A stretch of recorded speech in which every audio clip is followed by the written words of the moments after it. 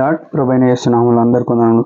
ఈ దినము దేవుని వాక్యంలో నుంచి మొదటి రాజులు 22వ అధ్యాయము 30వ వచనం.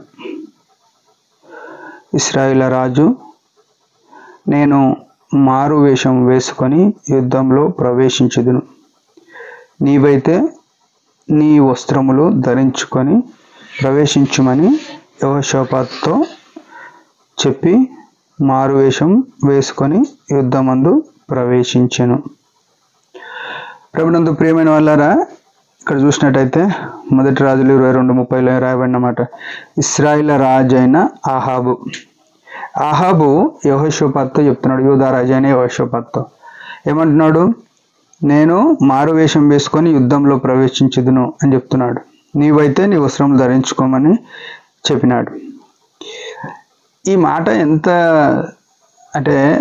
ఎంత సాధారణమైన మాట మాట్లాడినాడు. సాతాను కూడా మనతో చెప్పిన మాటలు చాలా సాధారణంగా ఉంటాయి. అవి ఏమనిపిస్తాయంటే ఇవి కుయుక్తితో చెప్తలేరేమో అని అనిపించేటట్టుగా ఉంటాయి. కానీ దాంట్లో ఎంత కుయుక్తి ఉందో మనం అర్థం చేసుకోవాలి. ఆనాడు అవ్వతో ఆ పండు తిను దినమున దేవుడు ఏమన్నాడు? నిత్యం చచ్చెదవు అని చెప్తే దానికి ఖచ్చితంగా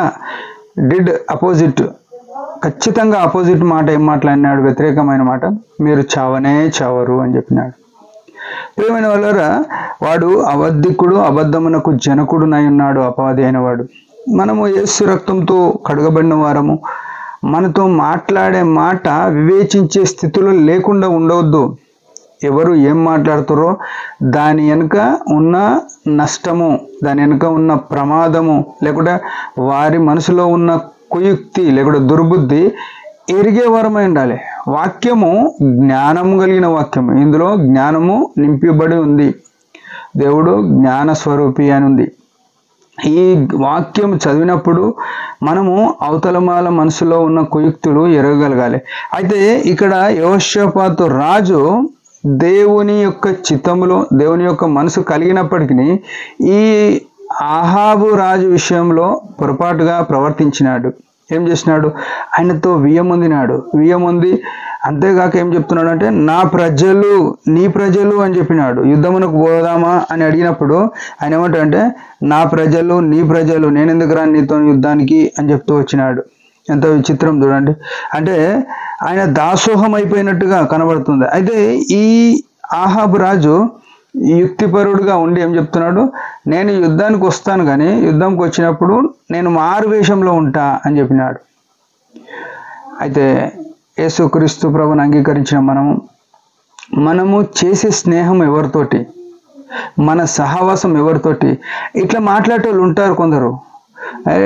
ఈ ఖర్చు నువ్వే పెట్టుకో, లేకుంటే నేను వస్తా కానీ నువ్వే భరించు, ఇట్లా ఎన్నోసార్లు ఎన్నో రకాలుగా కొన్ని ఇట్లాంటి కుయుక్తి మాటలు వస్తాయి. మనం ఏమనుకుంటామంటే దాని వెనుక గతంలో ఉన్న స్నేహాన్ని బట్టి కొన్నిసార్లు వద్దు అని చెప్పజాలం, కాదు అని చెప్పజాలం, పోన్లే అని అనుకుంటాం. కానీ దాన్ని బట్టి ఒక క్రైస్తవునిగా మనకు చాలా తీరని నష్టం జరిగే ప్రమాదం ఉంది. ఎవరైనా సరే మనం యేసుక్రీస్తు అంగీకరించిన తర్వాత అయినా అంగీకరించక ముందైనా ఉన్న స్నేహాలు ఎట్లాంటివో గుర్తుపెట్టుకోవాలి.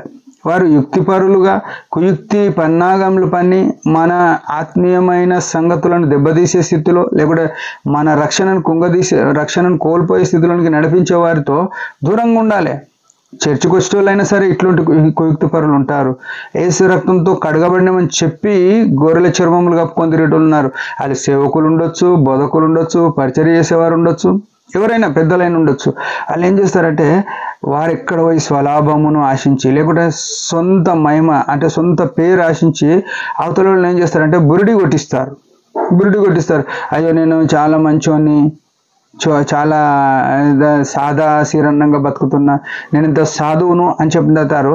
వారి వెనుక ఉన్న కుయుక్తిని మనం అర్థం చేసుకోవాలి. అర్థం చేసుకుంటలేవంటే నేను యెహోషాపాతు లేక నష్టపోయే పరిస్థితిలో ఉంటాం. దేవుడు ఈ విషయాలు ఎందుకు రాసించినాడు? మనం సరి చేసుకోవడానికి. ఇట్లాంటి వాళ్ళు ఉంటారు, చూసుకోవాలి. మనం యెహోషాపాతు లేకనే ఉన్నామా, లేకుంటే మనం ఎవరినైనా అహాబు లేక ప్లాన్ చేసి మనం ఎవరైనా బురిడి కొట్టిస్తున్నామా? మనము అట్లా ఉండొద్దు, ఇట్లా ఉండొద్దు. ఎట్లుండాలి?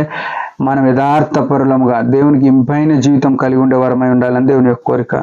మన జీవితాలు ఎట్లున్నాయో మనం సరి చూసుకొని ఆయన మహిమ కొరకు జీవిద్దాం. దేవుడి మాట దీవించిన ఒక చిన్న ప్రార్థన. పరమ తండ్రి యేసు ప్రభు ఘనమైన నామను బట్టి స్తోత్రములు. ఇశ్రాయేలు రాజు అయిన ఆహాబు, యూదా రాజు అయిన యెహోషాపాతు జీవితంలో జరిగిన సంభాషణ కొంతసేపు మేము ధ్యానించగలిగినాం. దీవించండి. మా జీవితాలు కూడా మీకు ఇంపుగా ఉండగలట కృపణీయమని యేసు నామంలోనే ప్రార్థిస్తున్నాం తండ్రి. ఆమేన్. మీరందరి పరిచర్య గురించి బాగా ప్రార్థన చేయండి. Praise the lord.